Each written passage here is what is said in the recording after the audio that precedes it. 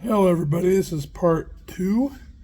Just kind of talking about our connectimals and how we got on TV with just a simple idea and how to do it.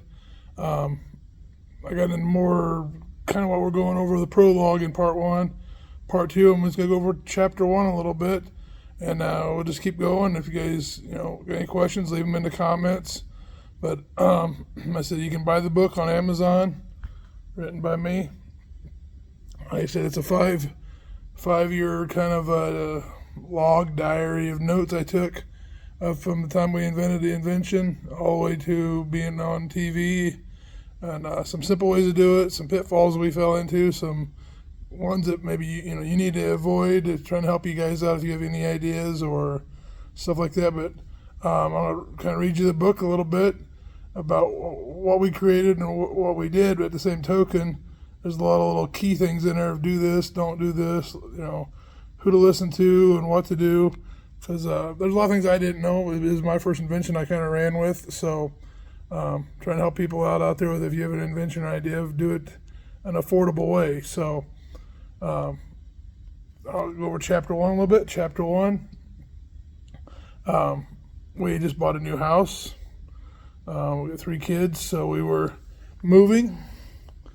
And each kid had their own bedroom, and things are going good. I had a job for 7 years as a mechanical technician, which I really enjoy building things. I enjoy tinkering, and kind of like, I guess the entrepreneur in me loves building things, creating things. And so I had a job as a mechanical technician in a biofuels place in Madison, Wisconsin.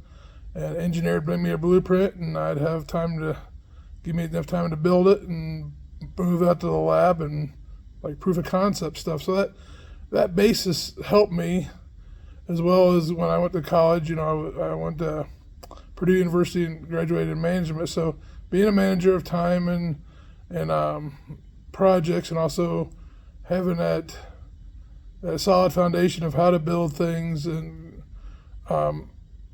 they teach it at school, but being an entrepreneur, starting your own ideas, inventing stuff, that's something they really don't teach. So hopefully I can help anybody out there or out. But at any rate, we had bought a new house, and I had a good job. I've been there about 7 years building things. My wife, she had been selling jewelry through it's called paparazzi. It was jewelry. She was making a nice little income with her jewelry, as well as being a teacher's aide at the local school. The kids were all in school, old enough to be in school. So they each had their own bedroom now. We had a house before where the two boys had to share a room. That we bought an old farmstead that they had their own rooms, a bigger yard to play in. So things are looking good. I mean, I kind of start with that on chapter one, where what we were doing job wise, things are looking good. But in an instant that can all change, and that's what happened to us. Multiple instances happened, and I'll get that into chapter 2 here a little bit later on the next video. But this video, I just want to say is, you can have good jobs, you can have good, everything going good, and you never know what can happen. So I want to show you guys, by reading through this book that I wrote, of how to get through some stuff. If things happen in your life, look for ways I should say, look for ways not really to get out of it, but to make some money, and new avenues, new doors that may open for you, and keep an open mind about stuff. Don't get down. They always say if you get knocked down, get back up. Even Bruce Lee said that. It's no matter how many times you get knocked down, and so many times you get back up. So I believe it was a quote from him. So I was looking for another job and stuff like that, but not at that time. When I get into chapter 2, but at that time I was enjoying my job. Wife was enjoying selling paparazzi jewelry. Kids are all in school. Things are going good. Celebrating a new house with their own rooms, decorating. So, but like I said, it all turned on a dime. So you couldn't, we never got down. We just looked for other avenues, and something popped up. I'll get into chapter 2 of what popped up, and we ran with it. So Get back up. I mean, sometimes it's just you're down, you're out.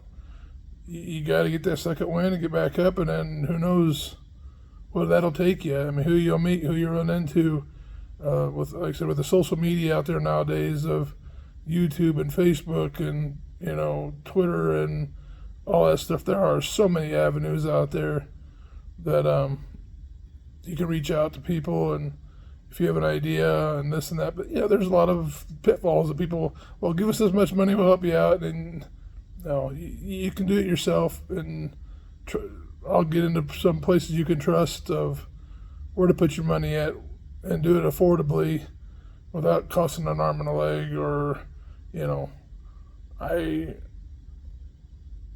had to learn the hard way, so I'm going to hopefully help you guys not have to learn the hard way.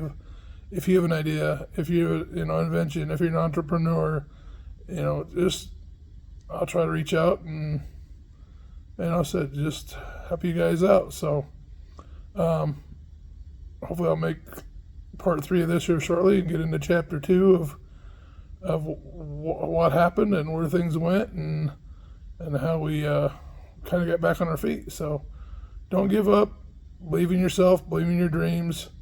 Don't let people tell you can't. If you got a good idea and it's a good idea, I mean, there's research you can do on Google and everything else online on the internet to see if your idea is out there, or maybe there's something subtly different that you can improve on.